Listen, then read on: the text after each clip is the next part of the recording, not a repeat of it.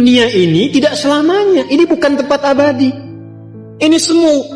Dan kehidupan kematian yang berlangsung di dunia itu sejatinya memberikan kesan kepada kita untuk belajar. Kumpulkan bekal bagaimana caranya di dunia ini berhasil, di akhirat meraih kemuliaan. Itu yang dimaksudkan surah Al-Mulk itu. Surah 67 di ayat yang kedua. Walladzi khalaqal mauta wal hayata liyabluwakum ayyukum ahsanu amala. Ahsanu itu isim tafdil. Ya, dari kata hasanah tadi. Jadi kita mengumpulkan hasanah, tapi orientasinya akhirat.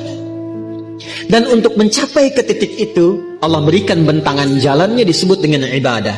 Karena itu ketika Allah memerintahkan kita ibadah dalam bentuk fi'il amr, itu sebetulnya saking sayangnya kepada kita. Kalau nggak sayang nggak akan diperintahkan.